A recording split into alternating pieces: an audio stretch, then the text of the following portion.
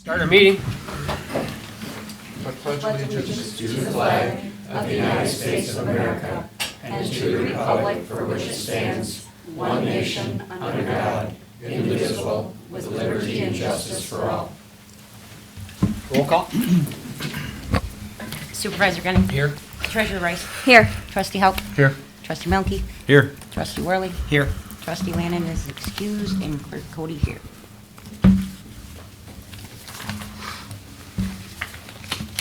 All right, we do need a motion to approve the agenda. I'll make a motion to approve tonight's agenda. Support. Discussion? Well, perhaps on the report and board comments, we might want to push some of those appointments into the December 18th meeting, so we've had an opportunity to maybe gather more applicants and then do it all in one meeting. Because we have some people for the ZBA, but again, we don't have the whole pool. So Right. maybe that's something to consider. So I don't know if you want to make that as a addendum to this, We want to do, looks like I think 4 and 5 we can comfortably handle unless 4 Lynn and and 5 we could Ruth do. want to come back again on the 19th of December. That'd give us at least a guaranteed 2 people in the audience. And it'll take me that long to read the resume, so that'd be great. Right.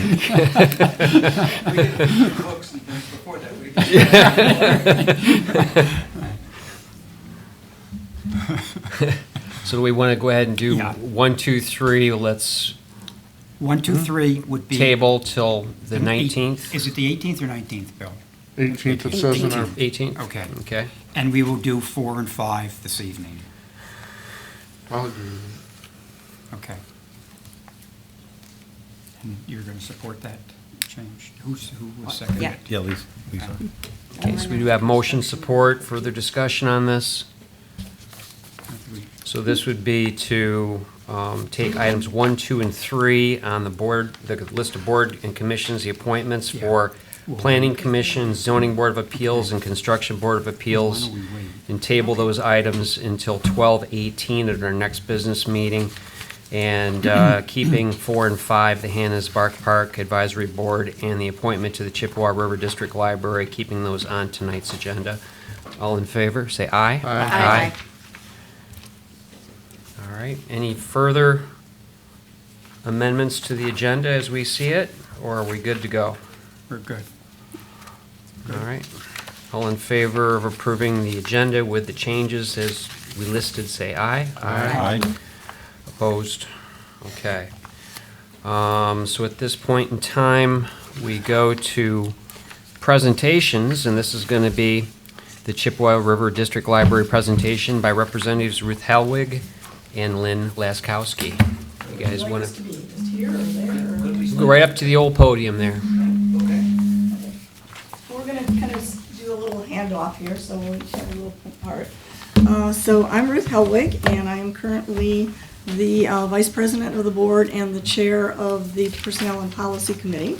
And Lynn is currently our Treasurer and the Chair of the Facilities and Finance. So Union Township is well represented. We're only an 8-member board, and you have the Vice President and Treasurer and 2 committee chairs. And we only have 2 committees, so you're well covered. We came tonight because we wanted to talk to you a little bit about the library's strategic plan. And some of you, I know a few of you were involved in that, and Lynn's going to talk a little bit more about that. But we began last spring trying to do a kind of review of where the library was, what we need to do to move forward, what were we doing well, what did we need to improve. So a 14-member committee was formed. It was originally 15 with 2 members of the Friends of the Library, and one of those members had to drop out. So it ended up at 14, with 1 member from the Friends of the Library, 9 library staff members, and 4 board members. So Lynn and I and Tom DeLea, who is the current board president, and Katie Mora, who's one of the directors, were the 4 representatives from the board. We worked with a group called the MCLS, which is the Midwest Collaborative for Library Services. And if anybody knows the library community, MCLS has been around in various naming, they've changed their name over the years, but probably, I'd say at least 20, 25 years. They're ones that help coordinate the funding for the MEL resources. They do a lot of training for library staff. They just do a lot of coordination, and one of the things that they offer are consulting services. And so they were the consultants to help us with the strategic plan. So over the course of several months, we met with the members of the representatives from MCLS, and there were 3 different phases to this. There were meetings with the staff, talking about what was their input, what would they like to do. There were members with the community, and so at that time there were 40 one-on-one interviews. So we had identified members of the community that we felt were leaders in the community, and went out, every member of this 14-member board went out and interviewed one-on-one these different people. Then we had what were called just community sessions, community conversations. There were 5 of those, and they were open to anybody. Some people were invited just to make sure, at least somebody was there in the audience and not just the consultants. But then it was open. They were fully open to the community. And there were 81 people that took part in those 5 different conversations. And then the other piece was an online and print survey. So there was an online survey, but there were print copies throughout the community where people could respond and provide input on the library. And 770 people completed the survey, which we were amazed. So in total, we had input from 890 community members for the strategic plan. So over the course of the several months, all of the data was compiled and revised, and the result was that some goals were set for the next few years, and Lynn's going to talk to you about those.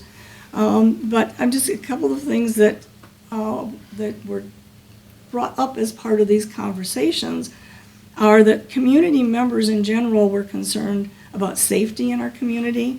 They were concerned about education in our community. There was concern about some of the lack of local news outlets. That the Morning Sun has much less of an impact because so many fewer people actually take the paper. They were concerned about affordable housing and safe and reliable housing for members of our community. And I know what you're saying, why are we talking about that from the library standpoint? But those were questions that the consultants asked. So what is it you want in a community? What's important in a community? And what are the things that bother you about your current community? There were concerns about limited professional careers in our community.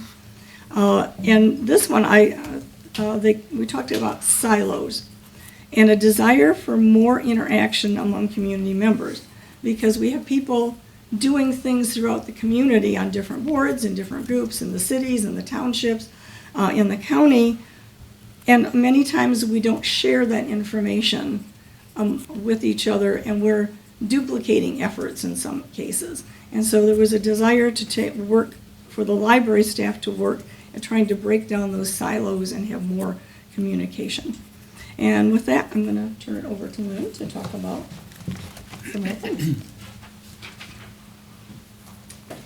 Well, as you can see from Ruth's thoughts, it was the staff, it was the board, it was the administration, and the community that all came together to help us figure out or to add to the value of our library.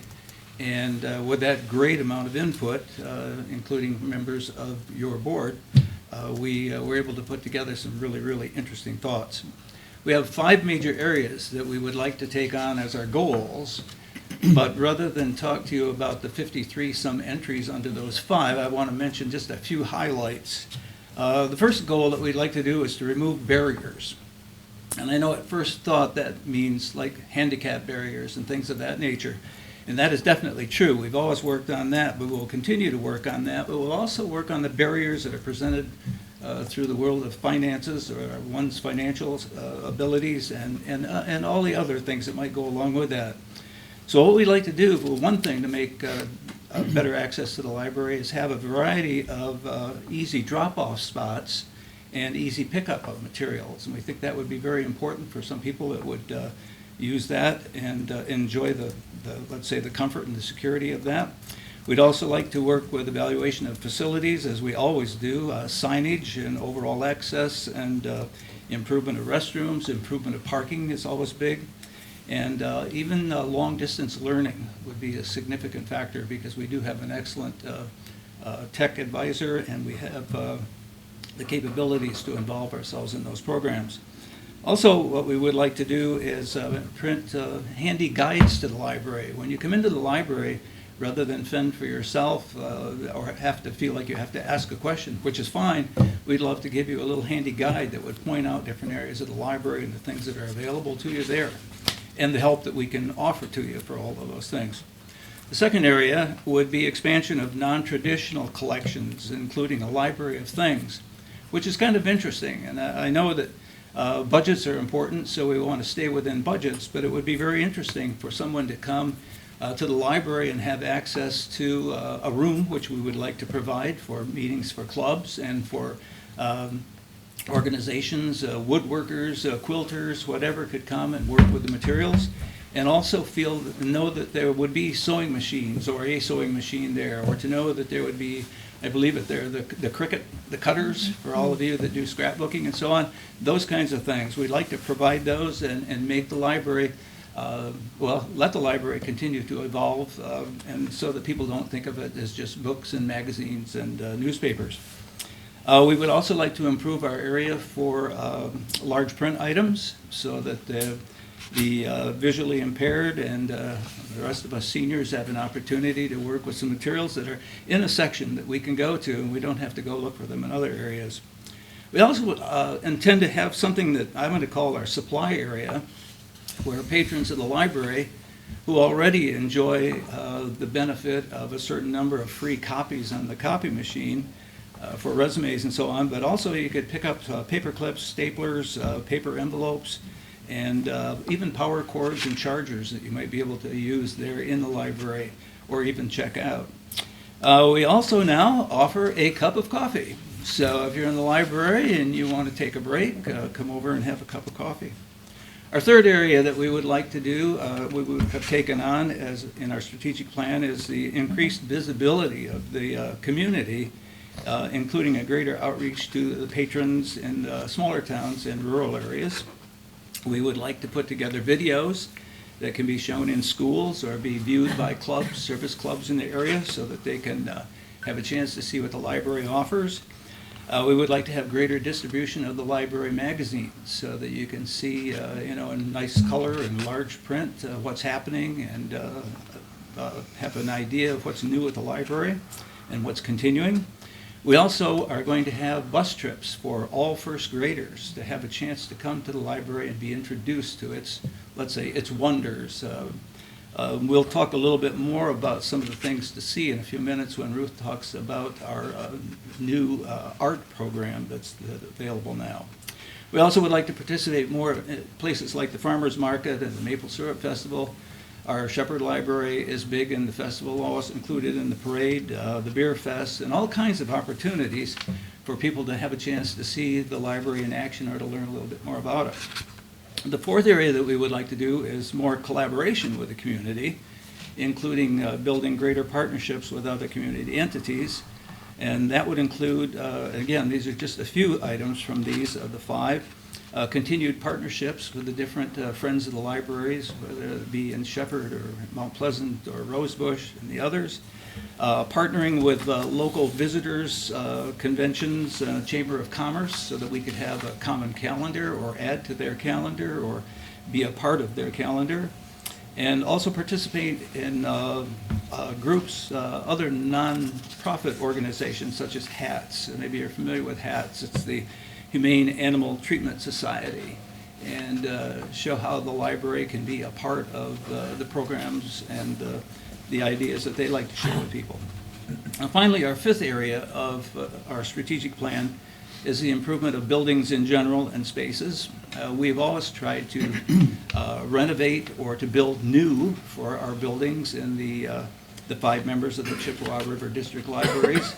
But that's a never-ending process. We want to continue that to make them always welcoming and flexible, and have the equipment that makes them, let's say, valuable to all members of our community. We are interested in replacing and improving furniture, and the same with the bathrooms. We would like to continue engagement in acquiring art, and Ruth will share with you. You missed the Friends of the Library meeting a few weeks ago, or about a week ago, in which we had a wonderful tour of the library and an explanation of the artists and the type of work that they have done to put together a great number of different types of art that are available for us to see. And we would also like to improve and work with all the libraries for greater curb appeal. But most of all, we share these ideas with you, but we also come here to say thank you, because we've had great support from this board, and especially with Ben and with Mark including us in the possibilities of speaking. Norm was interested, as would many of you be, in working on the Strategic Planning Committee and sharing ideas. We thank you for that. Ruth and I truly enjoy coming to speak with you and to share some ideas, and to let you know that our library is continually evolving, and that, as I mentioned to you last time we were here, libraries are certainly not dead. Ruth? Just a couple minutes on this last topic, and I want to say, Lynn did not mention my favorite thing that's on the list, which is to get hitching posts for Rosebush and Blanchard because of the large Amish populations in those communities. I love that one. And I also want to clarify a couple of things that Lynn said. The coffee is not coming out of your tax dollars, for anybody who's interested. That is being paid for from the Friends of the Library, from anybody who bought books from our book sale. And the art that I'm going to talk about is also being paid for from the Friends of the Library, from the book sale. So, and as Lynn mentioned, we had a wonderful presentation last week as part of the Friends of the Library. And the art that is in this pamphlet, all of it has been donated, so it's not taxpayers' dollars that have gone into this. And much of it is new from a recent grant from the Friends of the Library. Other pieces were donated by individual members of the community, and some of them were donated from the Hunting Fund, which was a fund, again, of donated money that was given to the library in past years. So we just wanted to make you aware that there is some fabulous art in the library. We hope you'll come by and check it out. It's mostly from local artists, and the goal is to try and support local artists. Again, if you get a chance to come and check it out, I think you will find some marvelous things there. The larger piece that I sent out that has the posters, the library acquired the posters that were done for Central Michigan University. Those of you who may remember, there was a storytelling festival, or story festival, for several years. And they're technically not murals because they're not on the wall, but large paintings are all from that event. And one was done each year, and those were gifted to the library and are on display there as well. Each of those are rather large. They're at least 4 by 8. And so you get to see some marvelous artwork that represents the overall storytelling project for that year. They're wonderfully done, and just a treat to enjoy. And unless you have any questions for us, we just, again, wanted to bring you up to date on the strategic plan, let you know what's going on, and see if you have any questions for us. Thank you for letting us take some of your evening time. Yeah, thank you very much. Thank you.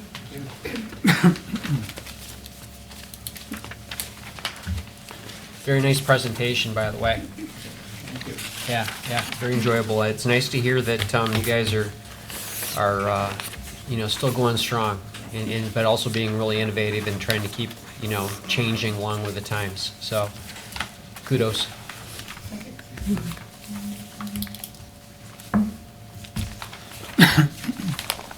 All right. Moving from presentations, we go to item 6, public hearings. This is going to be a public hearing for the FY 2020 budget. It's 7:20. We'll open the public hearing now.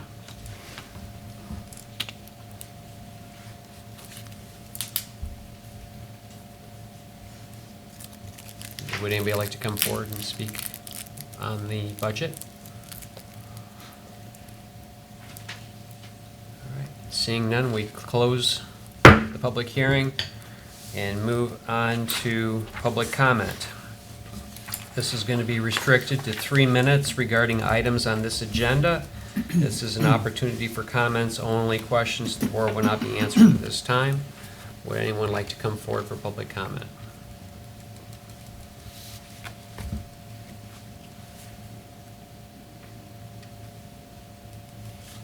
Seeing no one for public comment, we close public comment at 7:21.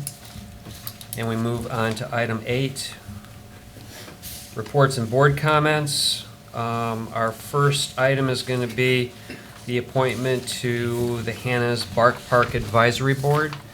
We do have one application, and this would be for a gentleman that's currently on that board. Let me get past Ruth's.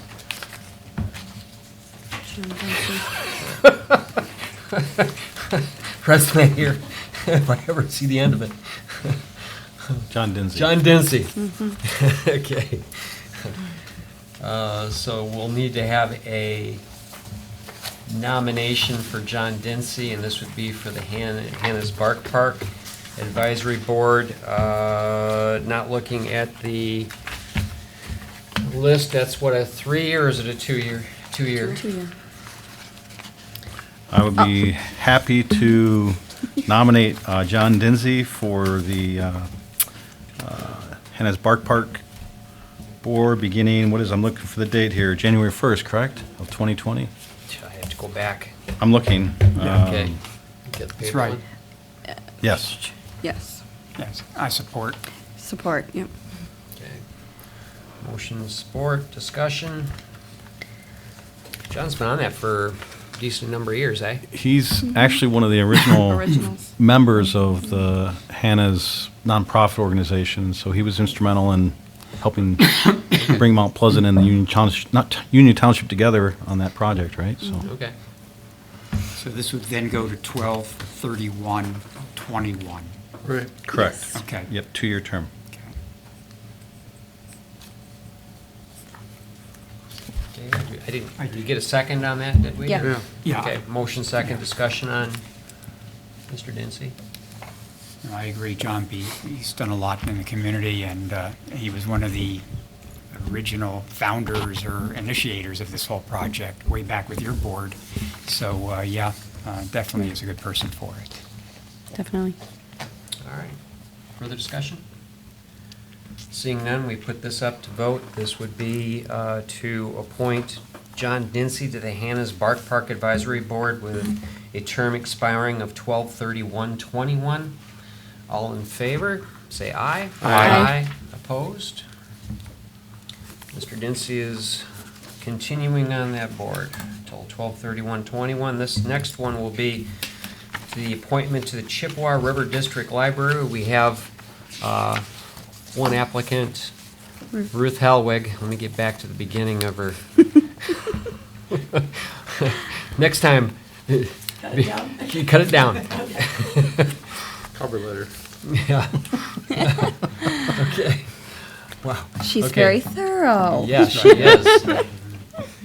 Surprise, surprise, she's a librarian too. So, all right, so what is the expiration date on this, folks? 12/31/19, and it's a 4-year term. So it would be 20. 20, okay, so 12/31/23. I would make a motion that we recommend Ruth Helwig to the Chippewa River District Library Board for a term that will be expiring on 12/31/23. Support. Motion, support, discussion. I'm going to jump right in and thank you. And I'm glad that you're in our community and that you're working with the library. I would agree. I can't think we'd be more blessed with somebody with your talents to be involved, so thanks for your passion. Yes. We'll build you up next time, Lynn. Thank you. When's your term up? 21. I think it's 21, yeah. Okay, well, somebody else will then. I'll put a memo for the next person in the seat to, Well, we appreciate what both of you are doing, Yeah. very much so. We So, thoroughly enjoy it. and it's obvious. It's obvious. It's nice to see that passion. Thank you. all right, so this would be to appoint Ruth Helwig to the Chippewa River District Library Board, and this would be a term expiring on 12/31/23. All in favor, say aye. Aye. Opposed? There you go, unanimous. Thank you, Ruth. Thank you. Thank you. Moving on to item B, Planning Commission and ZBA updates by the Township Planner. I'll do those. I'm on the planning commission, so- Okay. Okay, we met on November 19th, 2019, at the Planning Commission, reviewed the preliminary site plan for the Dunkin' Donuts gas station located on the corner of Isabella and Broomfield. The final site plan will be expected in December. Then we reviewed a preliminary site plan for the D-Clare Services looking to relocate from 2020-04 Commerce Drive to 4491 East River Road. The final site plan is expected in December. They drafted annual planning commission report to the Board of Trustees, amended and approved. It'll be available at the December meeting.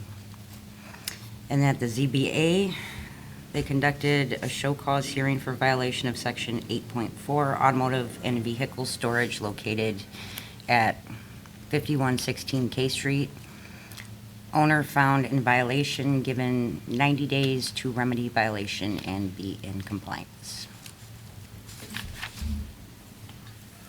Okay. That was from, the K Street was from a while back. That's the woman has the rental property and the cars were being stored in the vacant lot next door or something like that. Okay. And then on the planning commission, Declare, are they building a brand new facility or are they moving into an existing structure and remodeling or They're relocating. relocating? Okay. I was gonna say, that's tight confines where they're at right now. But they're doing a site plan review, so they must be doing Maybe expansion of some addition or sort, right?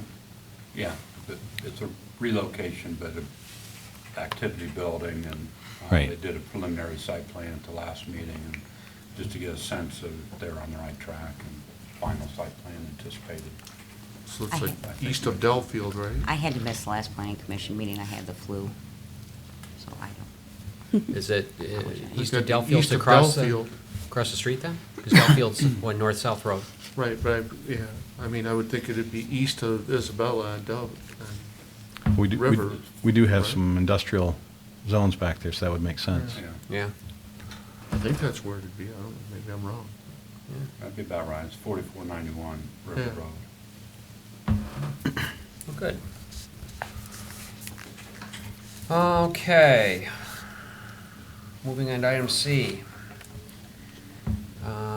See, this is the November monthly activity report. We'll get that on the second cover. Okay. Board member reports, item D. And, well, it'll be a lot shorter with somebody's absence. So, Brian? I'm not going to add anything to what Tim was going to say, so I'm good. Bill? Well, went to a road commission meeting on November 14th.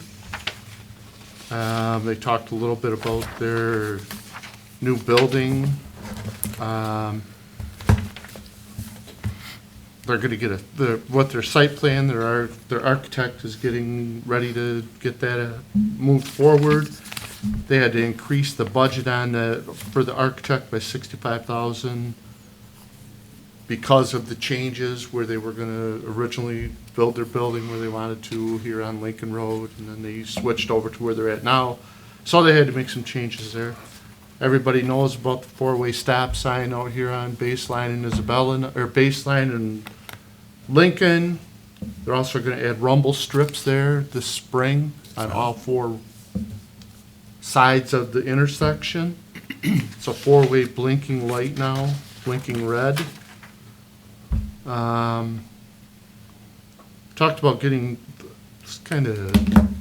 they're scraper blades when they're grading roads and stuff. They go through many blades a day. They're talking about going to some carbide blades that are made in Clare, and they're supposed to last 10 times longer. So it's supposed to save them some money. Talking about switching trucks. They've been getting Kenworth trucks when they buy new trucks. Now they're talking about getting Peterbilts, and the reason they're talking about that is because down here in McGurk's, there's a Peterbilt facility. If there's breakdowns, they can go there. They introduced some new employees, and they're looking to still hire on a couple of more employees. And then last Wednesday night, Trustee Landon and I went to the Council of Governments meeting at the county building. That's where all the townships get together. They had a guest speaker. He was from Mint, and Mint is the Mid-Michigan Investigative Narcotics Team. I'm telling you what, you guys, I'd like to have that guy come here and talk. He talked for about 1 hour and 45 minutes. And he said, how many of you guys could listen to me talk for 8 hours? I mean, we all raised our hands. It is amazing, the amount of drugs that are in this community. The Mid-Michigan Investigative Narcotics Team only covers Isabella and Clare County. It used to be part of Bayonet. He got talking about the different drugs that are in the area. Michigan, meth is our big problem, which I'm sure we all know. Michigan is the number 3 producer of meth in the nation. Clare County is the number 1 producer in the state of Michigan. They showed videos of busts. This is what amazed all of us. Our eyes just got huge. They showed busts happening, and he said, watch the children. So you watch the kids, and the police busted in, and the kids are just sitting there playing their games and stuff. And he said, now how many of you guys have kids out there? And he said, now when your kids were young like this, if somebody busted your door in, what would your kids be doing? They'd be freaking out. Mm-hmm. He said, these kids just sit there. They're so used to people busting in their houses in the middle of the night, wanting drugs, or the police breaking down doors to make busts. The United States has 4% of the world's population, and we use 2/3 of the illegal drugs in the world. Just some of these statistics that he kept going on about. I asked him how many members they have on their team. They have 3.5, approximately 3.5, he said. There used to be 7, but with budget cuts to law enforcement, they've cut back to where there's only 3.5. He said they could use 3 or 4 more. He also talked about opioids, which are big in this area too. And they talked about education with opioids. And I think it'd be decent to have him come here and talk. I mean, it'd be a long meeting, but it's the most interesting meeting I've been to in years. I mean, it really was. And after that meeting, we were all standing around just talking like, wow, this is Mount Pleasant. This is happening in Mount Pleasant and Clare. They showed, like, this was a pretty funny deal they did. It wasn't funny, but they showed at, I think it was Delta College, where they did a lot of education for their drug team. They showed a police officer and a fireman doing a 1-pot meth deal. And they were pouring Drano in, I guess, I don't know. He was telling us how to make meth, which none of us cared about. But anyways, they showed him pouring Drano into this 2-liter pop bottle. It melted the pop bottle, and there was a flash fire. And he said, okay, now this is in the middle of a parking lot. And he said, which one, and as soon as it happened, He said, before it happened, he said, one of these guys is a fireman and one of them is a police officer.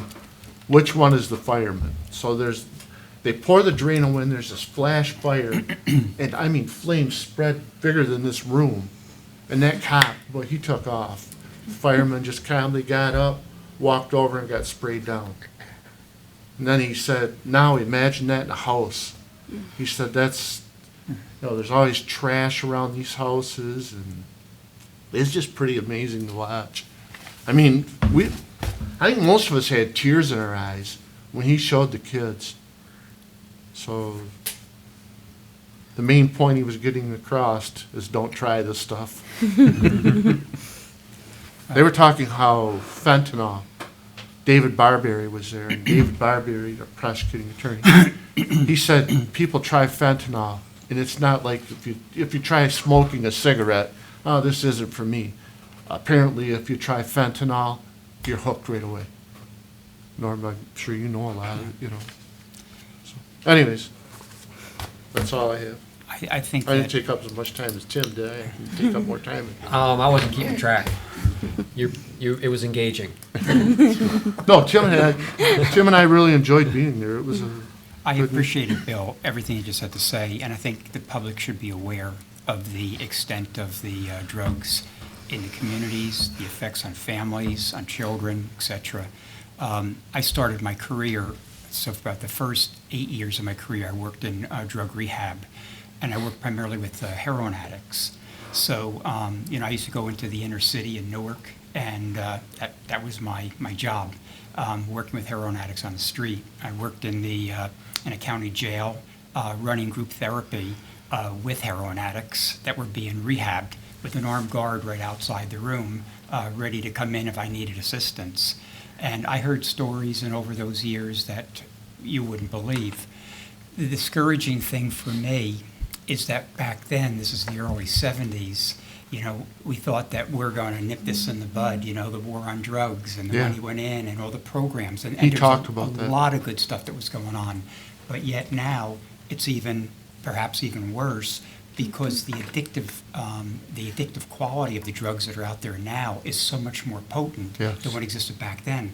Heroin back then might have been 1% heroin and the rest was cut, usually with quinine and things like that. But nowadays, the heroin is so pure that, we're talking 80-90% purity in the heroin that's available. So all these drugs, they're kind of like a one-shot deal. You can get addicted very, very quickly. Unlike back then, it was different. But we had hope back then that we were going to make a difference. I was a director of a mental health program back then. I set up a program, state and federal funded, for drug rehab. At that point, we're working with poly-drug users in a suburban area.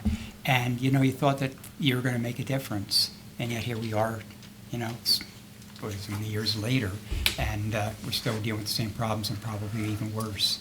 So I appreciate that you paid attention to that and that you're sharing up the board today. Well, So they got Yes. they got a guy that was making 2 trips a month back and forth to California and bringing heroin up. Yeah. It's Yeah. Other than meth, heroin is the next most frequently used drug, and it's also one of the drugs that's being found on college campuses now. Because it's You so know, cheap. because It's pennies cheap. on the dollar now compared to what it was in Yeah. the early Yes, 70s. exactly, and it's cheap, and because it's more easily available than if a person's on prescription drugs, they get their prescription cut, they turn to things like heroin for the addictiveness. So, yeah, I would be interested in having someone like that come and talk, because I think that's would be a good thing for our community, just to hear and understand, Oh, to have some education on that, definitely. So, thank you. Yeah, thanks for sharing, Yeah. Bill. All right. Continuing with board member reports, we move over to Kim. Well, nothing that exciting, but taxes are going to be at the post office tomorrow. So, and then we got access to a wonderful census flyer that will be in with everybody's taxes. So Good. be on the lookout for that. And special thanks to Pat.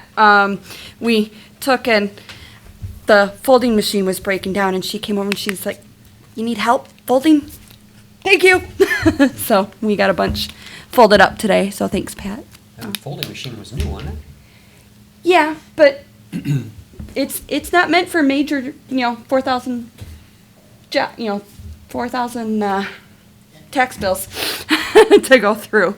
So, but yeah, no, it's fixed, so we're good. So. Lisa? At yesterday's city meeting, there was a presentation from CMU President Robert Davies, a departmental presentation from City Engineer Stacy Tawari. Okay. And then they approved a resolution naming field number 1 in Island Park after Kay Bauk.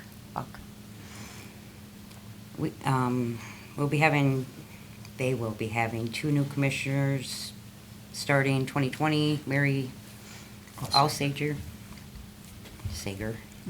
George Raymond, Roman. I wrote it wrong, I'm sorry. I was trying to write Ryan's it off neighbor. my phone.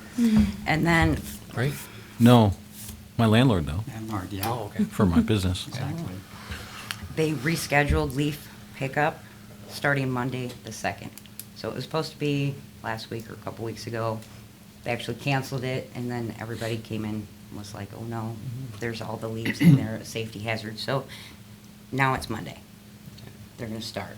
Hopefully it So- doesn't snow in the interim. And it's supposed to, but hopefully it's not frozen, but yeah. So is Kay retiring then? Or are they just naming the field after They're the naming fact the that field she's after her, put so yeah. much time in? Is she 46, almost 47 years? Yeah, I was gonna say, she's been doing it for a long time. Yeah. Gosh, that was one of the things I was gonna ask you. No. Oh, I'm I, good. go ahead. No, Go ahead. I'm fine. Okay. I did forget Sidewalks and Pathways Committee meeting is going to be Monday, the 2nd of December, so I'll have more after that, but, Okay. yeah. Anything more? Got it? All right. Thanks, Lisa. Norm? Last Thursday, the 21st, was the 2% distribution, distributions from the tribe. Mark and myself both attended. Great. And it was in their new, I think it was a Black Elk building, which is directly across from the casino. So now that's where they're going to have their offices and that. Very impressive, very nice. So we were fortunate. I went up to receive our distribution, and we received the full funding on the 2 requests that we had put in the amount of $63,120. It's really a special occasion to go there. It's neat because so many of the people that are receiving gifts from the tribe for different projects. It's amazing to see the numerous projects, programs that are being funded with the 2% money. And that money goes to municipalities, it goes to our schools, it goes to different agencies in town. It's a real proud moment to be there. I'm always struck with, it's a proud moment for the tribe to be able to make those distributions and to have the foresight to want to see the gift that keeps on giving into the future for future generations. And it's also nice for people that are receiving the gifts to be there to pay tribute and to show our appreciation and thanks for getting it. Just as a little bit here, there were 354 requests altogether. I'm not sure exactly how many actually got funded, but for the 2%, this time they distributed $2,279,121. For the government agencies, it was $1,232,383. And for education, it was $1,046,738. I mean, these are impressive figures. And as I mentioned last time, in 2018 was the first year that the tribe went over $6 million in terms of what they've distributed between Mount Pleasant and Stanish. So it's quite impressive with what they've done. So one other thing is that, so you know now, we've talked about this a couple times, that the spring distributions will be needing to be submitted on March 31st for April distribution date. So again, from hearing from the board, I'm taking that the projects that we talked about, specifically the turn signal on the Broadway to have the continuity all the way down with what we're doing at the other intersections, and also for the warning lights and the safety signs at both the McGuire and the Renaissance School. The Renaissance principal said that she would piggyback on this with us to support whatever efforts we want to make as well. So this is, I think, really a worthwhile project. The others I mentioned that the tribe was also interested in completing the pathway through CMU, so that would be another one to consider. So again, all I can do is bring to the board Right. what the tribe is, where their interest lies. It's up to you to decide what ones you want to go. But I got the impression last time that those were the projects that we were discussing. So I'm thinking that maybe we should start already giving Mark the go-ahead to look into, what type of grants out there, who do we want to collaborate with, what are the costs, what are the engineering things. This isn't going to be done overnight. And what we've been doing in the past that's been problematic is sometimes we wait too long. So by the time we want to do something, you can't, because you haven't had engineering studies, you have no cost studies, you have feasibility studies, so we have to do it sooner rather than later. So if people are in agreement, I would just say maybe tonight we could just have Mark maybe start exploring these. Yeah. Yeah. Yeah. On the Broadway intersection, did that come from the road commission as a possibility, or is it coming from an opposite direction? First, right now, that one, throwing it out, the tribe, it's coming more from the tribe, and from the Renaissance School are the ones that expressed interest in it. A couple of tribal members had spoken to me specifically about that intersection, as did, is it Lisa or Judy, the principal? Lisa. And she had spoken to me as well. So it's coming from that end, but I think that might be something we could coordinate, maybe Bill talking to Tony regarding that, is that something that they could piggyback on with us? Yeah, they've talked about it. Yeah. And it makes sense, because if we're doing all those intersections, from Bluegrass all the way down to Pickard, why skip this one? And this one is the one where there seems to be significant backup, and now you have schools there. So for safety alone, I think it's an imperative. Well, that one right there, Norm, what I was under the understanding of, I remember talking with Pat Gaffney like 3 years ago on that, is that I think the reason why they didn't do anything with Broadway is because MDOT is completely redoing M20 Right. from the expressway to Mission Street and then all the way to River, I believe, is all going to get redone. And so I think what they were doing was waiting so they could do Broadway, I think, in conjunction with, so that's supposed to be this next summer. Exactly. So that would actually be, but I would think that maybe, Bill probably can handle that where. Right. And we're already going to be doing Isabella this coming Right. year.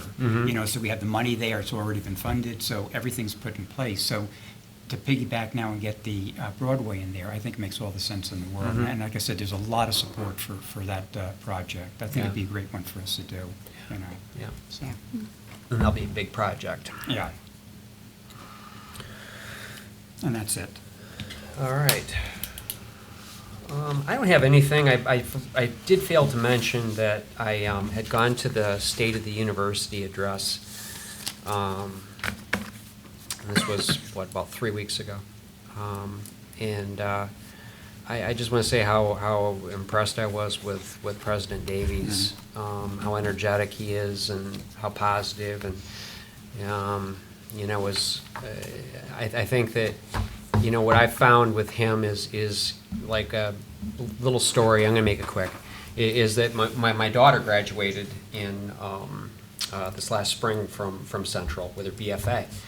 And she had done her thesis show at the art gallery, and President Davies was there for her thesis show.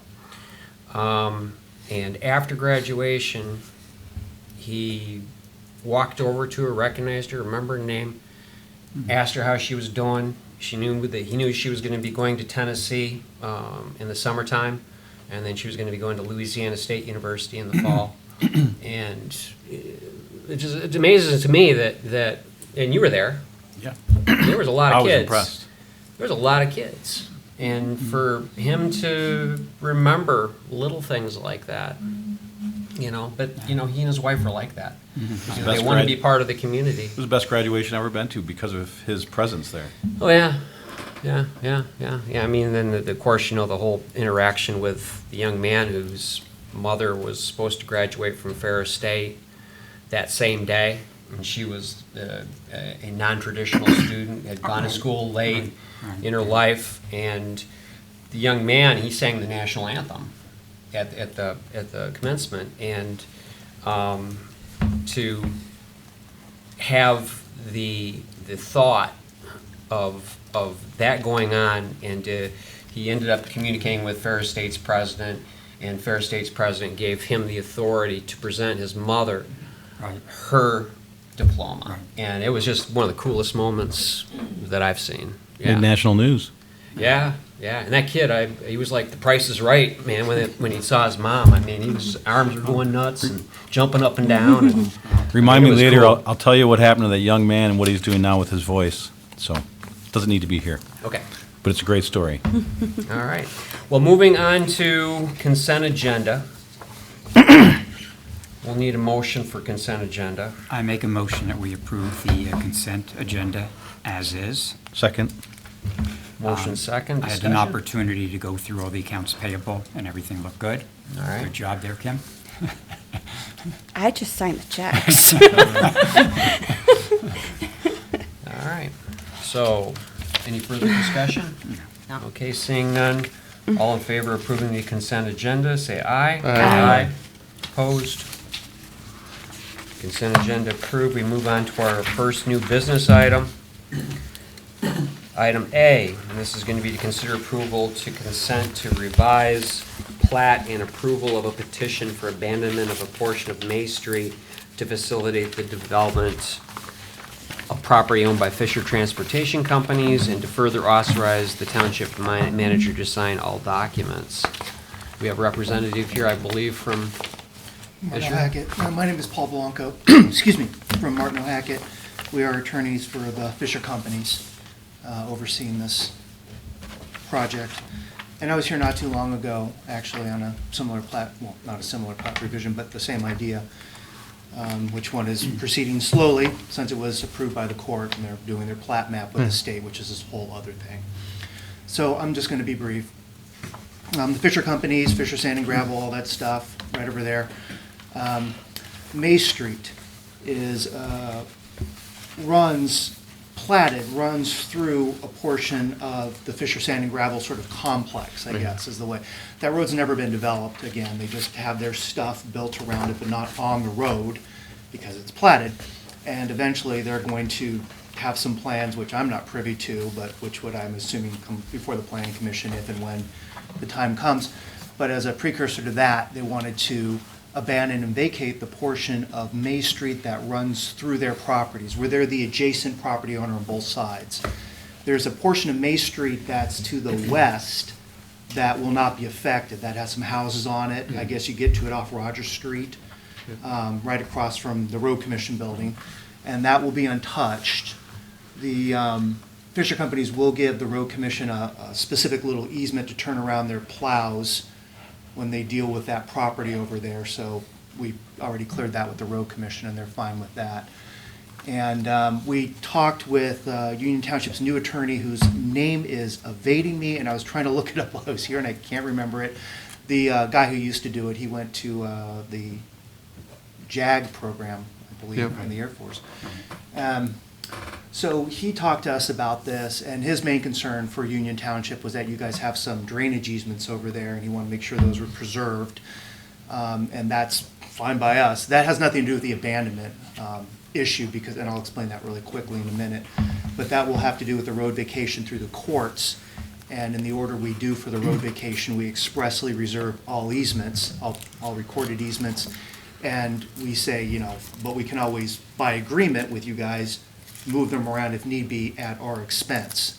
So if for some reason it became an issue later, that would be our problem, not yours, basically. So, abandonment and vacation, and I just gave a brief thing about this last time too. So, in order to amend a plat, to change a plat, you have to go to court. And that's called, when we get rid of a road, we vacate it. That's the legal term, that we go to the court and we seek to vacate a road. And the court will give us permission to amend the plat to vacate the road, to take it off the plat, to redraw the plat. And typically, the adjoining property owners take to the center line of the road. The other side of dealing with this problem is something called abandoning a road. Now, there's governmental jurisdiction over the roads. It's separate from their presence on the plat map, legally. The County Road Commission has jurisdiction over these roads. So the County Road Commission is ultimately the one who agrees whether or not to abandon that portion of May Street. However, the Road Commission wants your consent first before they'll even consider it. So that's the way the process works. So we have a petition for abandonment. You guys have a copy of it. I have the original with me, which is the copy I'd want you to sign if you're going to do it. And we get your signatures on it, and then we submit it to the Road Commission, and then we have a meeting with them to see whether or not they'll approve it. And I should point out that a portion of May Street was already previously abandoned some years ago by the Road Commission. We found it doing a title search. So in your map that's attached to the petition, you'll see there's kind of two different hatched areas of May Street in our section. And one says previously abandoned and the other is to be abandoned. And the to be abandoned portion is to the west. It's a smaller portion. So this is our first step. We have filed the complaint, of course, and we've served Union Township, and we're in communication with your attorney, who is also representing the Development Authority. They're the ones who actually hold the easements for drainage. And he's requested time to reply, some additional time. He wants to do his due diligence, which is fine. As to this petition for abandonment, I sent it to him about a month ago, asked him to put me on the agenda, asked him to look into it. I don't know if he's talked with you. I assume he has, or given any advice. He hasn't expressed any issues to me about this. And if you have any questions about it, I'm happy to answer them. Yes? So excuse me. So the new abandonment of the road, it looks like it's only about 4 or 5 lots Yeah, hold on, let me double check that map. on either side of the road there. Yeah, it's And, sort of- 140 right. feet or whatever. So, where the existing May Street ends, I'm assuming that the turnaround that's there, that's what you're referring to as far Yeah, as you can allowing see on for the map, truck. there's like a little kind of box hatched Yeah. out Yep. at the end. Uh-huh. That's the easement on each side of those lots that we own, that we're gonna give to the Road Commission to make sure they have enough room to turn around their equipment. So that's what is where the current turnaround is on, that's on I May. drove down there for the very first time tonight before the meeting. It's got- I'd never been there. There is a turnaround there. Yeah. I have no idea how the map overlays on that. All I know is Okay. we're giving an easement.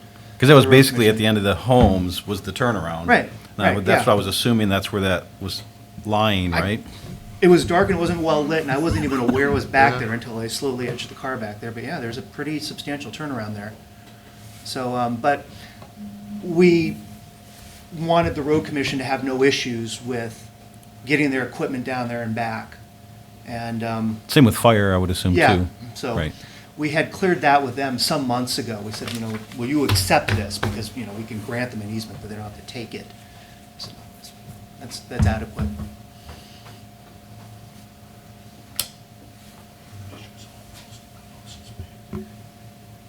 Oh, one other thing, so just procedurally, if everything's okay with this, what I ask is the board does its resolution, the petition is signed, later I come back and I get the minutes when they're finally released and approved, and I have the supervisor sign an affidavit saying, yes, these are the minutes, yes, this is the petition, because that all gets filed with the Register of Deeds,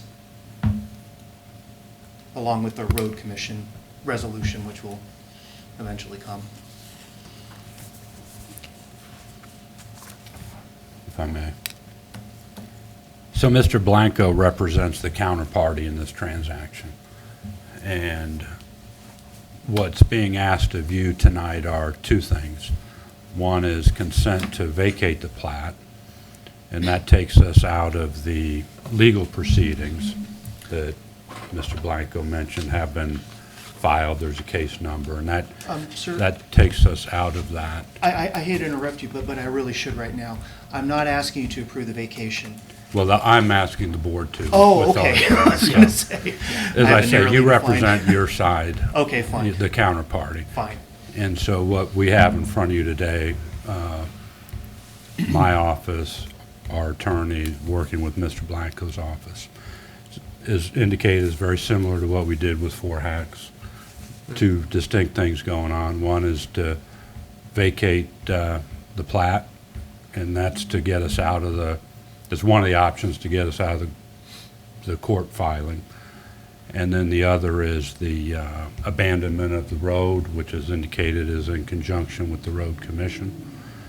Our review of this, all our easements are protected. There are easements in the name of Union Township. There are easements in the name of West Downtown Development Authority. Those easements have to do with water and sewer, not drainage. And so all those are protected, and all the rights associated with those easements remain and are retained by us. And then if you approve, then as also indicated in the agenda packet, you're releasing me to sign on behalf of the township, and then all the administrative things that Mr. Blanco talked about, we would coordinate with his office. We had similar action in front of the EDA earlier this month in terms of they're named as a defendant in the court filing. And all this is because we own easements within 300 feet of the subject property. So they took action to also vacate the plat. They did not have any action because they're not party to it, to the road abandonment with the road commission. They approved vacating the plat from their perspective. But there's two defendants here. One is the EDA and one's the Board of Trustees. And this is all to facilitate a development, future development by what I'd call the Fisher companies, which in the court filing is about 10 different actual companies, the asphalt company, River LLC, there's a bunch of them in there. So the administration is recommending that you approve both things tonight. It's very similar to what we had done up in the Dogtown area. Same thing. Identical. Four Yes. hacks, too. Bigger project over here, I Correct. expect, but. Well, I go ahead and make a motion that we approve to consent to revise the plat and approve a petition for abandonment of a portion of May Street to facilitate the development of property owned by Fisher Transportation Companies, and to further authorize the township manager to sign all related documents. Second? Motion second, discussion. Well, as it says on our information here, this does allow for business expansion, which I assume why they want to do this. It increases the tax base. Again, it's a win-win all around, and right now that property just sits there idle. So Yes. it puts things to use. So I think this is a good project as well. So, I concur. There's been houses on that Yeah. street for, I can't remember when they tore all those down, but it's been probably 25 years ago. It doesn't probably. affect any residents, and that's the No. important thing, too. Yeah, the plat's probably 60, 70 years old. I couldn't tell you. Yeah. Yeah. It's probably from a long time ago. It's old. There were houses there up through like, Well, there's some, They own I a was lot in of junior, houses. junior high, there were still houses there. They own a lot of the houses back there anyway, houses and apartments anyway. Yeah, yeah, so it's been, I'm gonna age myself, but it's been a long time. 40 years, Okay, so further discussion? 40 years, Ben.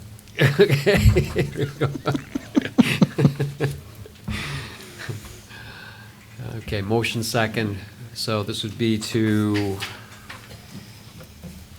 approve to consent to revise the plat and approval for a petition for abandonment of a portion of May Street to facilitate the development of property owned by Fisher Transportation Company.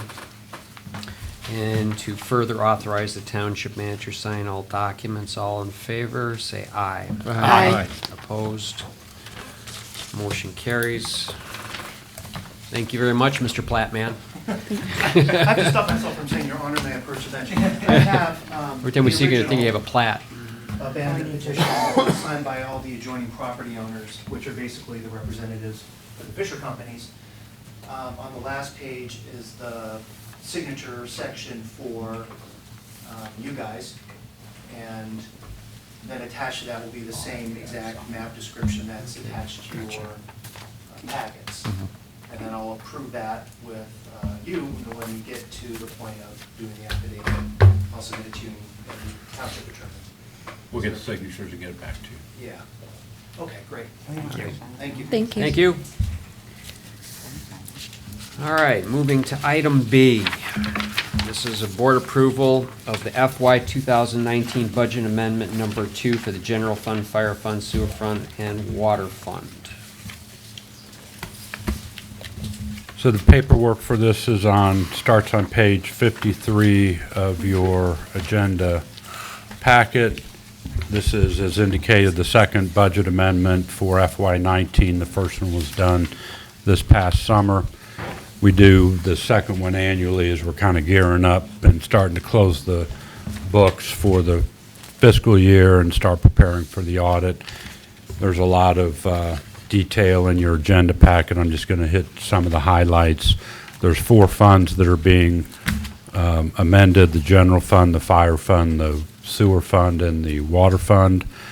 The general fund, we're decreasing the budget in the accounting department approximately $32,000 because we have yet to fill the accounting specialist position. For the public works department, the contribution to the road commission is decreasing $270,000 because the contribution for the Isabella intersection improvements are now expected in FY 2020. And you may recall you've seen those in the FY 2020 budget recommendation.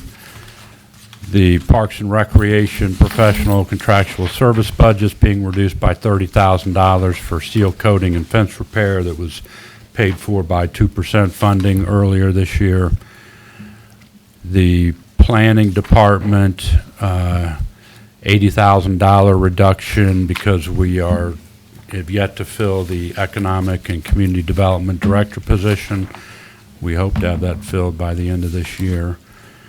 The resulting in the general fund, the net impact on this budget amendment is to increase the projected fund balance for the year compared to the existing amended budget by about $490,000.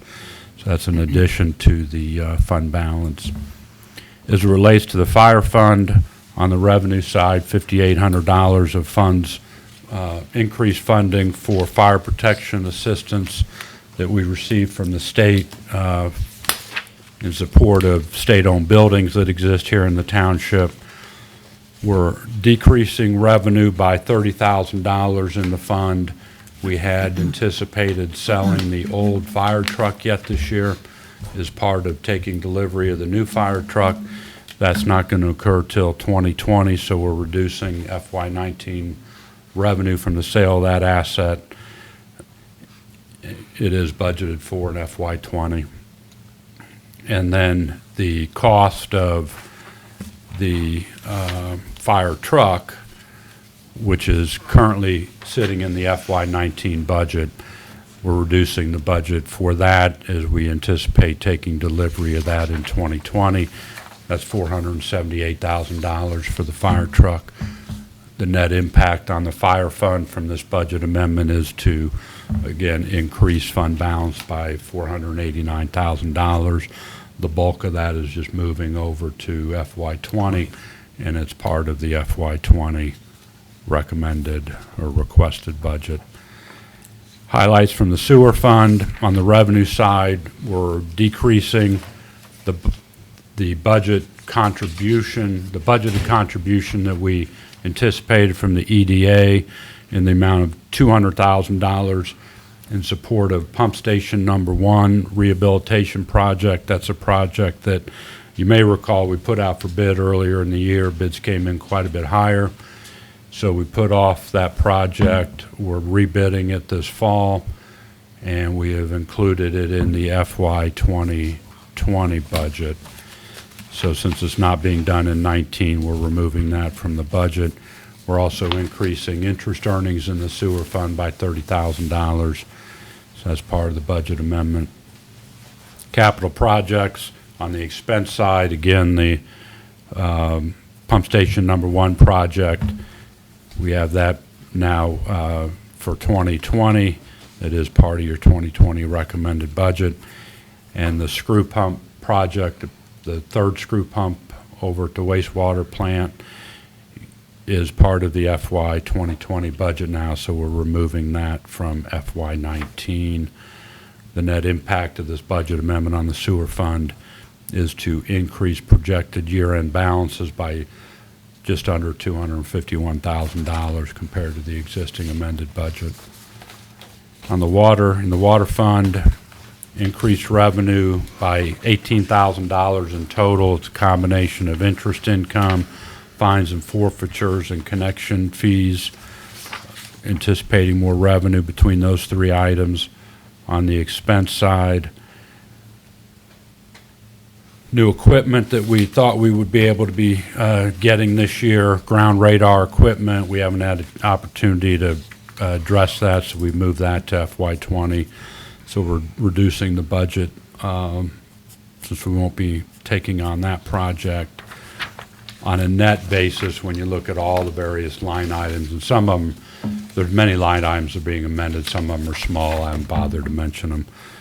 But the net impact of the entire budget amendment on the water fund is to increase fund balance by just over $39,000 in the water fund. So there's 4 funds. We have budget amendments being recommended, detailed line item details in your packet. I've highlighted the big ticket items, I think. Be happy to answer any questions anybody may have. I got a question. I'm sorry, were you Go going to ahead. say? Go ahead. I feel like we discuss this all the time, but my eyes popped out of my head when I looked at the payments to McKenna for the building official services. So originally we had budgeted $119,300, and now we're up to $137,300, $18,000 higher. Is that all McKenna, or is that something else in there, or is that just strictly McKenna? I mean, my goodness, $140,000 for a building official is a lot of money. What page is that? 68. Okay, thank you. And then second question would be vehicle repairs and maintenance, because I believe that the building official truck, I haven't seen leave the parking lot. And does anybody drive that thing? It's driven most days. Is it? Yeah, we had, I think it was a brake repair job and a couple other things done to it. I think that's $1,700 in this line item. You got $7,300 for that's 17 for the vehicle repairs, but $7,300 is the budget amendment increase. Right. So that bumps us up to $137,300 for the Right, McKenna and contract. so your question was 2 parts. One was vehicle, one was McKenna. So I just, yeah. since your last one was the vehicle, that's what Gotcha. I mentioned.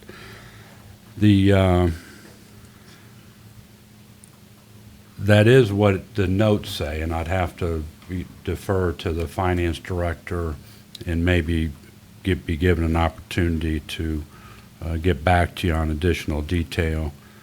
But we had original budget of $119,000. We amended it to $130,000. Last year we spent $129,000. The rate has not gone up, so I'll have to look at that. The hourly rate has not gone up. The zoning rewrite is through McKenna also. Yeah, we had, You yeah. know, the Right. zoning Because there was rewrite like, for the- seems to me like there's 8,000 some odd dollars for something else other than the building official to McKenna. like a couple Yeah. months ago. But that wouldn't be through the That's what we're building using department. for, oh, yeah. That this is building department line item, so Oh. accounting wise, it can't be there. Okay, got There's other things there like BSNA software support. it. We updated all that. Do we have that It's broken not down? all McKenna. Do you, But how I don't how much is have- McKenna? I don't have I can't give you a breakdown just on the fly like that. We'd have to get it later. So we'll be happy to give you the additional detail on the $7,300. A piece of it was McKenna, so we wanted to highlight that. There are other additional pieces to it, so we'll provide the detail to that. Lisa, you had a question? Or was that the question that you Yeah, asked? Was the, yeah. okay. Bill? I was just gonna make a motion to approve the, what, oh.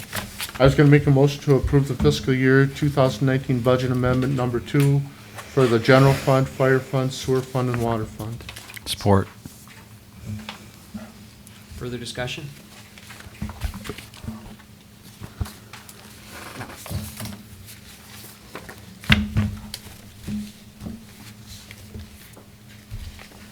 All right.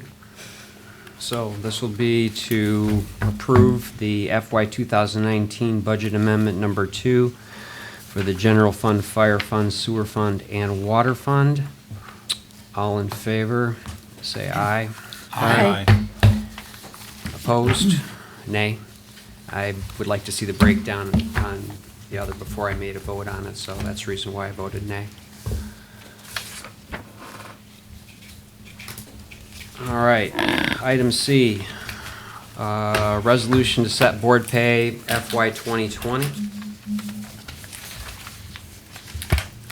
So we do have a resolution at your tables, at your seats that we put out this afternoon, the one in your agenda packet. If you just disregard that, it came to our attention that there's really no requirement. There's been some past practice, but there's no requirement to annually set board pay. And then the second piece was when we're changing up or down, either a clerk, a treasurer, supervisor, or trustees as a group, that those resolutions be done individually. And so since what I was asked to do from the meeting last night was, or last meeting, was put together a resolution dealing with the decision by the board to reduce the supervisor's pay, rewrote that after consultation, and thank you, Clerk Cody and the attorney, rewrote this resolution from what's in your packet. So hopefully this captures what you all discussed last week.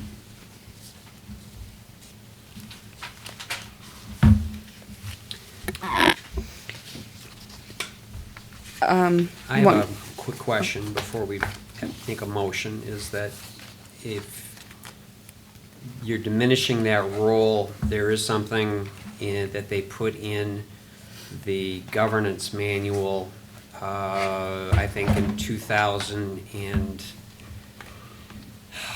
gosh, it might have been like 16 possibly, or 15, 16. Brian, you were on that board, and I think it was that there were 2 board members that were applying for a lot of meeting pay. And so you had made an amendment in the governance manual to address that.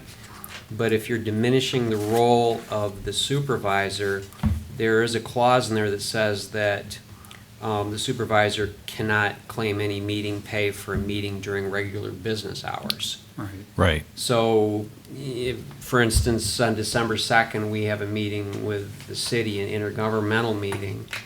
And so I think that if you're going to do this, then I think that to be fair to that person, you need to amend that portion of the policy governance manual. Or you make a change on this. I think you're right, because I know exactly what you're referring to. Yeah. And the intent was that if the supervisor was here during the day, why charge the taxpayers additional money for attending a meeting you should already be going to, right? Right, yeah.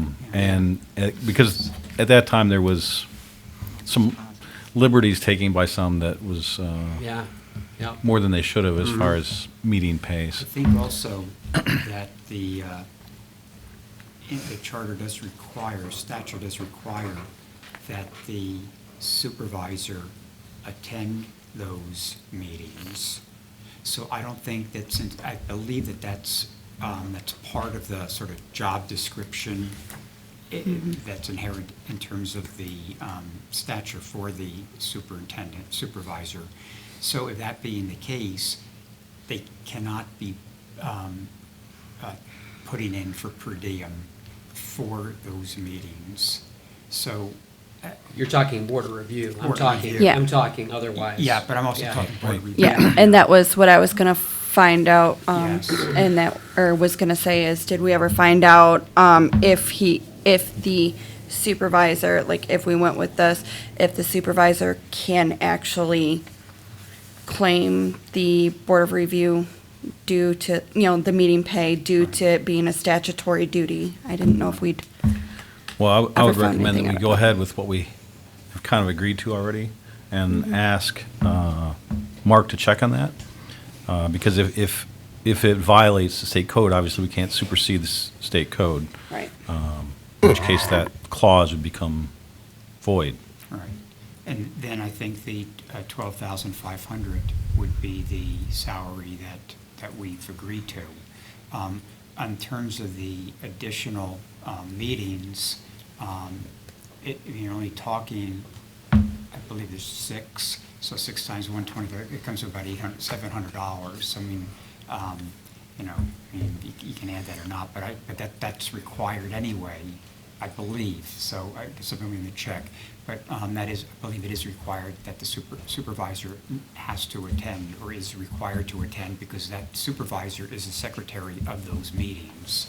So that is important that we get that clarity. But then I'd say then just leave it at the 12.5 and, eliminate the per diem, if it proves that the per diem isn't valid to be providing. But then I was do we looking at our wanna add- manager, and he looks like he wants to say something, Yeah. so can we? Do we want to add either in this, if that clause in the governance manual that says that the supervisor can't claim meeting pay during Right. regular business That we hours? just eliminate the per diem, if that's the case, is I- the way we could. You're I think referring there's to- there's I'm two talking things You're going referring on to the here. policy at the end of the, Mhm. I think we just take that up in a future meeting, either in December or January. I think you're right, we need to take it Yeah, up, I think though. it needs to be done. At least visit it, and then we can Mhm. decide to change it or not Yeah. change it, but. Yep. So I think there's two things I'm hearing. One, there's a question about whether or not the supervisor in this case, as the secretary of the Board of Review, can receive per diem pay for the Board of Review meetings they attend. The answer to that's yes. That has been confirmed with council. It is, there is a prohibition against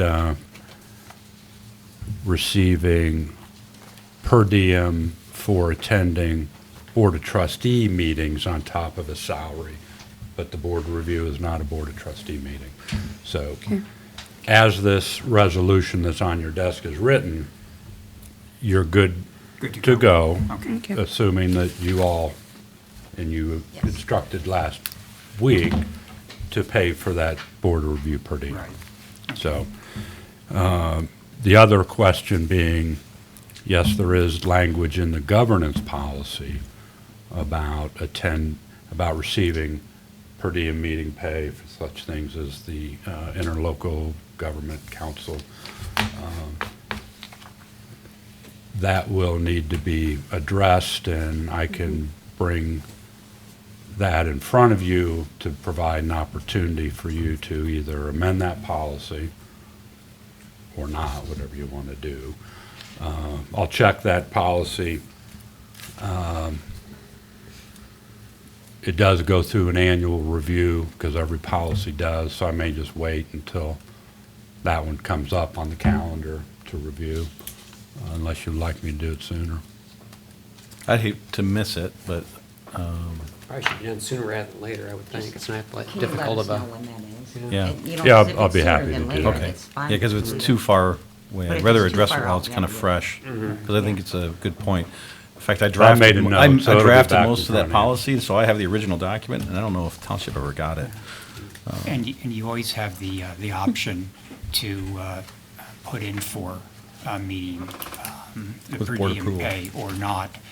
I've chosen not to for the meetings I go to because I just consider it part of what I do as a trustee, so that's just my position. But, you know, everyone's entitled to do what they feel is right for them, you know.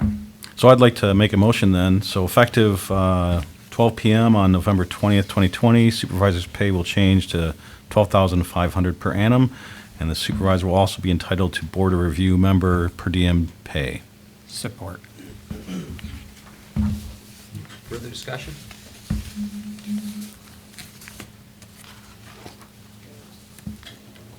All right. Seeing none, this is going to be a roll call vote. Supervisor Gunning, No. Treasurer Rice, Yes. Trustee Hauk, Yes. Trustee Milky, Yes. Trustee Worley, Yes. Clerk Cody, yes. Okay. Does carry. I did that simply because if Jim Thering is the next supervisor, I don't want you mad at me because you're not getting as much money as I did.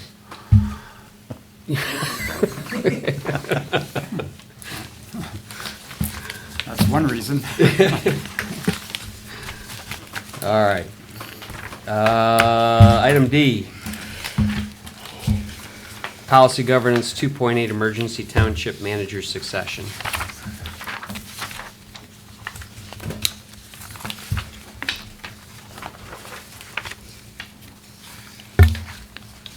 So this is the annual review of Governance Policy 2.8, entitled as indicated, Emergency Township Manager Succession. And what the policy says is that in order to protect the board from sudden loss of township manager services, the township manager shall not operate without a written plan identifying no fewer than 2 other named executives familiar with the board and township manager issue and processes. That's what the policy says. And I have not been, since I've been here, I've not been able to find an existing succession plan. So we've been out of compliance with this for the last couple of years. And I have drafted a policy that's in your packet. It's on page 90. And if that policy or something similar is approved, then I think we begin to come into compliance with the Governance Policy 2.8. Now, the policy itself says, that the manager shall identify no fewer than 2 other named executives. And the intent of this is if there's an unplanned absence of the manager, death, disability, some sort of extended unplanned absence, what happens to this position? Well, the only way that something can happen is if the board does something. So even though policy 2.8 says that I'm to name no fewer than 2 individuals, the board has to appoint somebody as an interim manager to effectuate anything dealing with succession, because obviously, if I was here, we wouldn't need to, Right. I wouldn't need to name those 2. So this policy that I've drafted, which is on page 90 of your packet, it explains why we're doing this. It indicates that the Board of Trustees is responsible for implementing it, because the manager won't be around to do that. It defines what the interim manager will be focused on, that the organization continues to operate without disruption, that all organizational commitments continue to be made, including but not limited to reports that are normally submitted, contract obligations are adhered to, other obligations. And then this also then outlines the two positions that I'm recommending in order of succession. The two executives that 2.8 requires. The first is the Public Services Department Director, and absent that position is the Finance Department Director position. So if you were to adopt this policy, and then all of a sudden, tomorrow, I'm hit by a car, I'm not around, if you have adopted this, you would look at it, and that's how you would continue operations until you took additional further action, because at the end of the day, it's your responsibility for this position. The role of the township manager in all this then is to make sure these two individuals are ready to assume these responsibilities on an interim basis. And the policy speaks to this in the last paragraph. And then I think looking forward, once a policy, this or something similar is adopted, what the review of the annual policy 2.8 would be focused on what has the manager done in the past year to help coach and mentor and otherwise get these two positions in a position to execute the policy should it need to be done. I think what I was most encouraged by this was the cross-training you talked about at the end, basically. That there's at least a couple people that, in the event of an emergency, have some idea of what they're stepping into.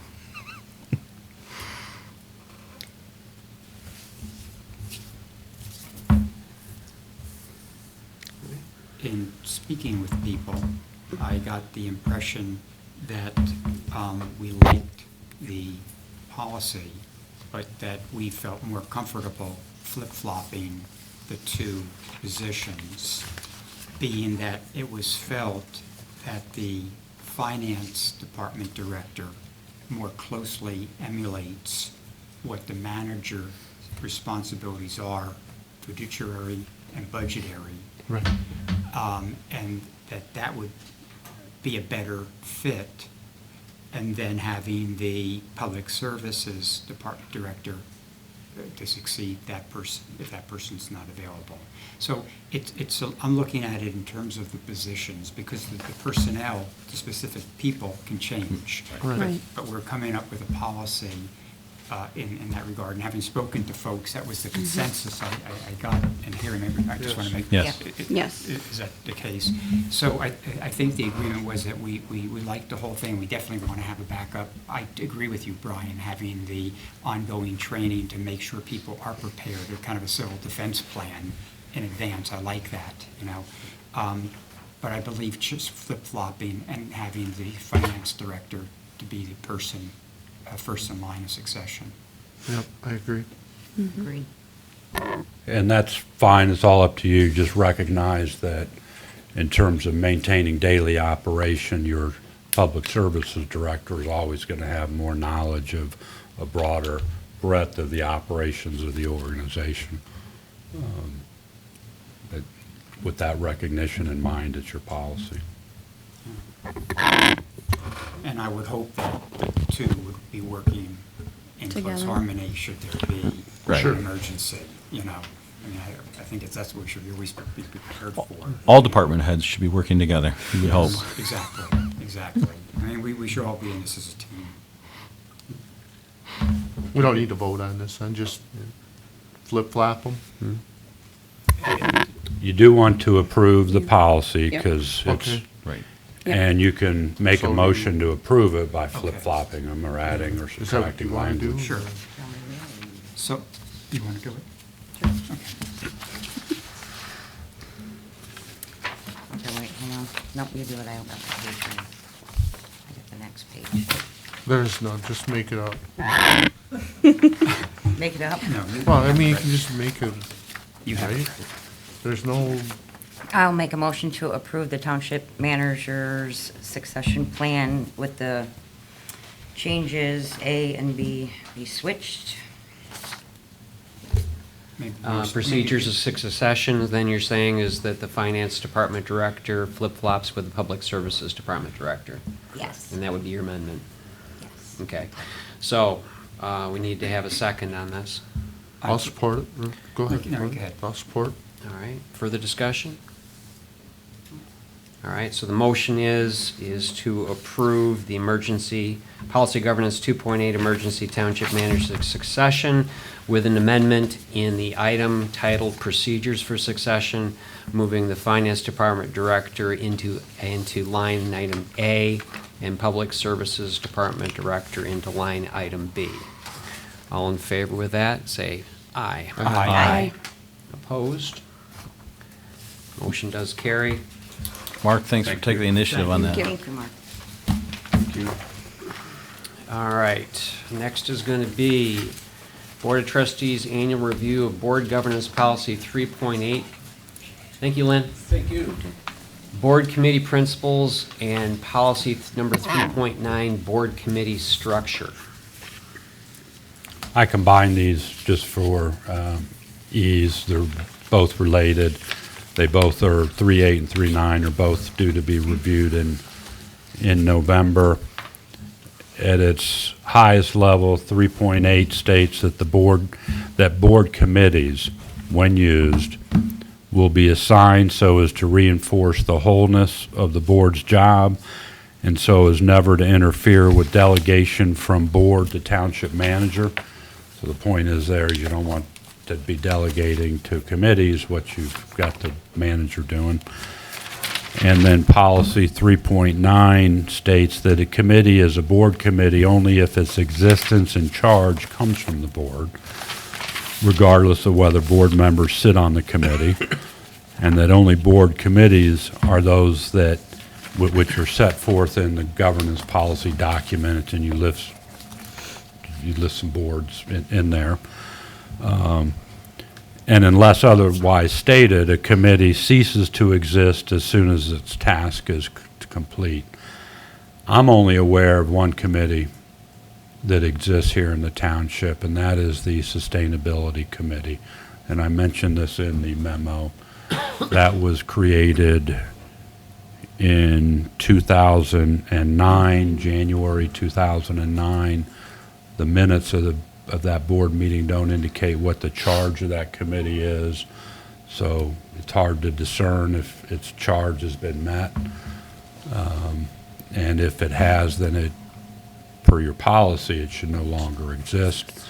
I also know there's been a lot of discussion by this board over the last year or so about what the Sustainability Committee is doing, membership, whatnot. So that's one committee that you may want to consider having had its charge met and disband it and/or, well, do that. And if you're interested in something like that, to continue to give it a specific charge and, then consider things, is it a permanent committee? Is it a standing committee? What is it? But right now it's sort of in this never land. I think we talked, Phil had brought up, maybe having the sustainability committee, but kind of like on hold, being that there might not be a specific issue that needs to be addressed, and it was another option that was sort of discussed way back when. So, I guess, I do see the importance of the sustainability, because issues do come up, but is it enough to keep that committee ongoing, I think is really the question in this too, Obviously, the biggest public presence that you see every year is the cleanup day. Yeah. I mean, that is huge. Very big. And I know I've heard a lot of positive feedback from residents on that. I myself am very grateful for it. But as far as committees, I thought, my perception at least, was always that the sidewalk committee was a committee. Oh, yeah. That's defined in ordinance. So that exists per ordinance. It is not a committee like the Thank you. Sustainability Committee. I think the problem with Sustainability Committee is that there's been real no, you know, use the term charge or initiative or goals or objectives. I mean, they do the cleanup day, and it's been the cleanup day, and they've kind of left it be the cleanup day with really no imagination of what else can we do. I mean, sustainability, I mean, look at today's day and age, you know, and what are we dealing with? Climate issues and pollution is continual, plastics. I mean, I think there's all kinds of things that, and that may generate some excitement for people to actually get involved if it was involved more than just a cleanup day. Maybe they made it more environmentally conscious, Right. you know, and that's not where this was going. It was kind of just lying dormant, basically, Yeah. you know, so. The cleanup day has been made part of the administrative's annual work plan. The cleanup day committee, or the sustainability committee, is not, other than helping to volunteer to work at it, is not involved in pulling that thing off anymore. I just keep thinking of mattresses. And that's when you say actually that. good. Your policy, 3.8, maybe it's 3.9, states that the charge of any committee is to come from the board. Doesn't come from the bottom up in your policy, right or wrong, but that's what it says. That was, my question is, I was gonna ask, if we needed the sustainability committee for the cleanup day You do anymore. not. And that being said, we really don't need it right now, do we?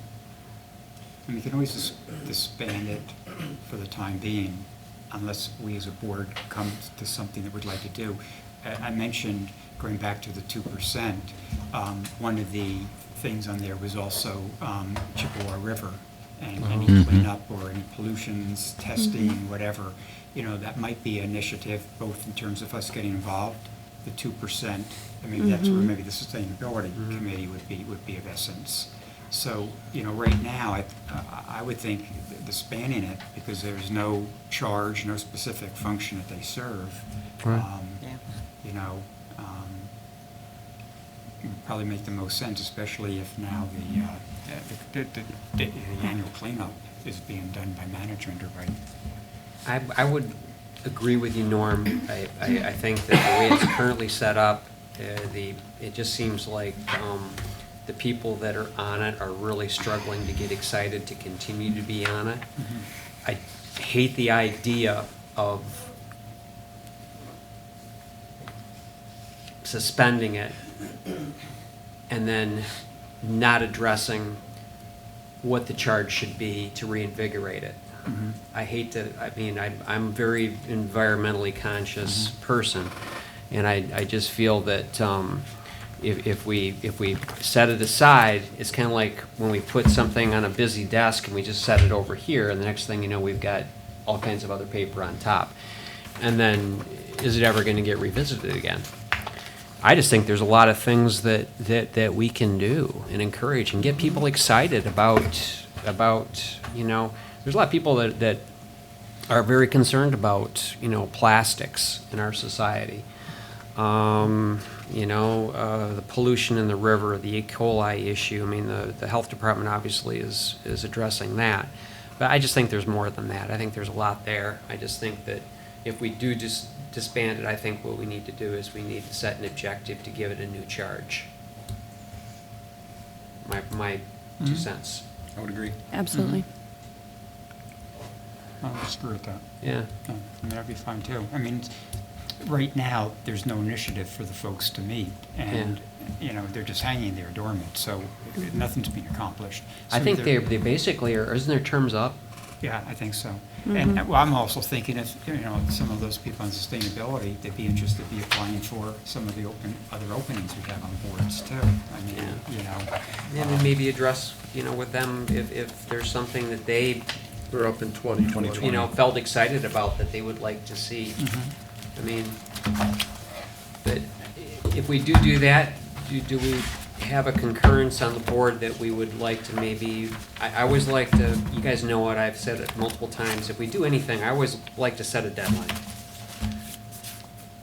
You know, and so, you know, maybe if we do disband that or suspend the sustainability committee, that we set a goal that by March 31st, that gives us 3 months to, you know, come up with a new charge for that. And it's something we can all kind of sit back at home, maybe ask our friends, our neighbors, you know, what's important to them. Because sustainability is the environment, in my mind. Yeah. Oh, yeah. 100%. Well, their terms aren't up until 2020, so it's something we could look into, and then if we find something before their terms are over with, Yeah. then we'll direct them to work on that. And, you know, you got Mike Lyon on that Right. board who was, you know, Department of Natural Resources, environmental for years. And so I would think that he might have some great ideas too. Yeah, I mean, that makes sense. And so maybe if it's disbanded, but for in the next 3 months or whatever, we come up with something that we think is important for the community. Yeah. And, you know, we can all be putting our ears and talking to folks and finding that out. And you know, I think they just need something they can be enthusiastic about and also has an impact and makes a difference in terms of the environment, you know? I mean, if every community does little things, it ends up being a big thing over time, so, you know. And as you do that, you might want to take a look at 3.8, because Yeah. that'll help you figure out what you use committees for. Right. Says, you know, board committees are to help the board do its job, not to help or advise staff. Committees ordinarily will assist the board by preparing policy alternatives and implications for board deliberation. So when you're thinking about what you want the committee to do, if you're going to follow this thing, keep your committee principles in mind.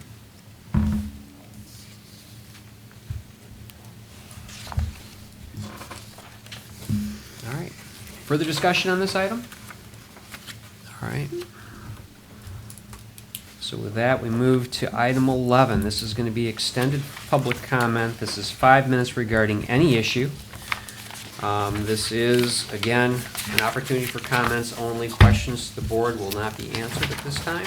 Would anyone like to come forward for public comment?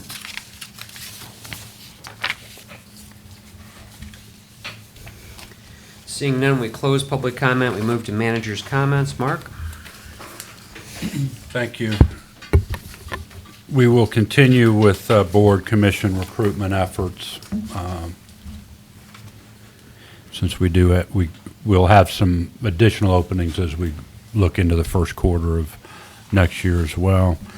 The finance staff has begun to move across the hall. That should be completed by December 15th. And then 2 weeks ago, I think it was 2 weeks ago now, interviewed 2 individuals for the position of Community Economic Development Department Director. Those interviews were held 2 weeks ago. There was 1 individual that we had a second interview with last week. I'll be speaking to another individual next week in terms of a second interview. So I hope to have something wrapped up on that before year end. Okay. And that's it. Thank you. All right. All good? Move on to final board comment. Start with Brian. I'm going to be a little unusual this time and not have a whole lot to say. Really? Wow. I'm not used to it from that end of the room. Yeah. I'm feeling lonely in here without Tim next to me. The meeting's going a lot faster. Yeah. I guess I will reiterate my comment from last meeting. When we have an opportunity to actually visit the budget again, I'm going to at least ask for justification of raising the water hookup rates and the sewer hookup rates. And so I want to have that discussion, so I'm giving the manager a heads up to prepare why you recommended for that. And maybe not increasing them until after we've had our water study Right. to determine should it be raised or not. So it seems kind of premature to raise the fees without knowing what the water study's going to be saying. So that's what you're indicating. Right. Okay. I mean, I think what I've heard is you want a justification, so I'll give you that at the next meeting. If not before, Right. I'll give the whole Okay, board. perfect. Yes. Then you all will be taking action on the board or on the budget as it relates to what you wanted, what you want in it, what you want out of it. thank you. Bill? The only thing I had is I was talking earlier about drug enforcement in the area. We've had Mike Main come in, Sheriff Main come in and talk to us. Said there's a lack of deputies in the community for our for the whole county. I'm just wondering in the future if we should look towards helping the county fund a deputy, and mainly for our township, if there's something that we could do to help. I mean, we talk about all the excess funds that we have. We talk about road improvements. We talk about pathways. We talk about buildings. We talk about parks. What would affect more people than funding a deputy? I mean, I think he said we have one assigned to our township now. We have more calls, from what Sheriff Main told us. We have more calls to Central Dispatch than all the other 15 townships combined. So I don't think a better police presence would hurt us in this community. So maybe that's something I'd like to see us look towards in the future. I was under the understanding, Bill, that we actually did at one time fund a deputy. This was, I think- Constable. Was it a? We had a constable. And that was Okay. by grant. There was a grant that we had received, Is that right, Brian, at the time? I don't know if it was grand, it was a long time ago. Yeah, it was, Matt Mertz was our constable okay. for a short time. Yeah, it was, gosh, was it Ken? When Ken Schaefer, back in that Yeah. time frame? I think it was about then. I thought so. I thought he had told me that. Can I interject on this as well? Just Yeah. past experience on the previous board that I was on, we did pursue grant monies with Sheriff Leo. I still can't say his last name. Medashevsky. Very good. And we worked pretty good with the sheriff for about 9 months pursuing state, I believe it was state funding versus federal funding, to look at 2 dedicated deputies overseen by the sheriff, but only assigned to the township with township vehicles. Township would own all the equipment, including the guns, et cetera. And the goal at that time was more community policing, because one thing you'll notice, deputies don't have time to really go into our neighborhoods, right? Unless they're on a call. And the goal of the board at that time was to be more community-oriented and have police presence more as a positive things in our neighborhoods, as well as being available to be on call. We did not land the contract or the grants that we were hoping to get at that time, so we didn't feel we could justify the cost. But I think there's certainly, if we want to have this discussion as a board, I think there's some information that we can draw on from the past that would be helpful. We always have to have a That's grant too. I mean, everybody always wants grant money. I feel if we have some excess funds that we're looking for ways to use those funds, what better way to use them? I mean, this will affect everybody, not just certain people. Nothing against parks or roads or anything, but helping fund a deputy in our township would affect everyone. I think what would be helpful is to have some data Right. some information. Well, I gotta be honest with you, I talked to Margaret McAvoy today. And she's gonna get together with Mark or whatever, and, or us, and give us some information. I also talked to Sergeant Burns yesterday from the Sheriff's Department, and he and Margaret had talked today, and Sheriff Maine, and they're gonna have some numbers for us within the next couple of weeks. So,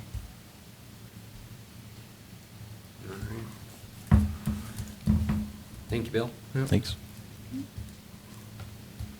Kim? Nothing? Be looking for taxes. They're at the post office tomorrow. Give I know always you're all Joy. eagerly, eagerly All looking waiting. forward to that. All looking forward to that. Lisa Cody? I just wanted to suggest that we have winter hours starting at 6 o'clock at our meetings instead of 7, because it's darker faster and later and all that. And I think all the board will agree to winter hours starting at 6 o'clock board meetings. go home, watch Dancing with the Stars. Yeah. Or have longer meetings. Yeah, that's true. That's true. There wouldn't be a big push to go out. We could have like an extra hour meeting, you're right. We can talk some more. Yeah. Yeah. My only It's a concern with thought. that, I'm not opposed to the idea. My only concern is, I would hate that to discourage anybody from coming where they might public. make, the public, where they might be able to make it at 7, but because 6 is closer to maybe their dinner time, I don't know. Maybe that actually would encourage more. I don't have any data to suggest either way, but Yeah, and I think it also would be confusing that we do it Safer at to 6 drive. and then change it to 7, for the public, make sure that that information is disseminated. I mean, right now it is 7. I think it should either be 6 or 7, but not flip back and forth between the times, because that's where I think the confusion can lie for folks, They show up here at, 7 o'clock and we started at 6 because they didn't know that we're back to, I think Yeah. confusing for the The public. biggest thought I had is the safety issue, It's winter, driving, safety. Yeah. I guess the only thing I would say is, looking not necessarily at this grouping of people, but as you move forward, I don't know, there's a lot of people that, work until 5, 6 o'clock. Mhm. For the 7 o'clock, at least you feel like you're able to somewhat gather yourself before you, but, I don't know with Bill, I know you shut your place down, have you guys lock up by what, 5:30, something like that Yeah, usually? try to be out of there then. I'm just throwing it out there, just Yeah, think no, about no. it, Okay. for a later date. Norm? I have nothing. Nothing, okay, I all got right. another one. What's that? Be safe this weekend. Norm, Yeah. go ahead. On your I've got. Thank happy you. holidays. Nothing? I've got just a couple here, and they're both the same thing. You have a sidewalk committee meeting on December 2nd, correct? Yes. Do we have the map that shows where the current existing sidewalks are? I have not received it yet. When did we put the request in? How long has this request We, been open? we requested it at our last meeting, so, we haven't gotten our information for the next meeting yet, December 2nd meeting. And so it was done, October was when our meeting was that we requested it, but, we didn't say, hey, we need this right now, kind of thing, so. Well, I think there's some urgency, because we want to get the staff going on easements on Bluegrass. October 7th was when we asked. And so if we're kind of the sidewalk easements on Bluegrass that we requested, 5, 6 months ago, if that's hinging on that, then let's get that done so we can start on this. It seems that that's something that Peter can provide Yeah. fairly easily. And when you look at that, I think it'd be great for the board to be able to see that as well, just look at where the sidewalks are. So I can give you an update on that. The sidewalk committee requested Yeah. the information. And so we put that in the production hopper. And the first thing we have to do is get all the information over to the GIS office. That request has been made and followed up on, and it is, I think, now arrived at the our GIS office. And then the GIS has, we're not going to stop everything for this map. They've been doing a lot of work as it relates to the census and getting information back to the Census Bureau. So I think it's now closer to the top of their production list, and that'll be then sent back to the sidewalk committee for them to do with it, as they So you're wish. looking probably at the January meeting, then they And, have it in hand. Well, I don't know. I don't know exactly, but as indicated, the sidewalk committee, and I would have probably stepped in. I was not going to make this a priority over what GIS was doing as it relates to the census.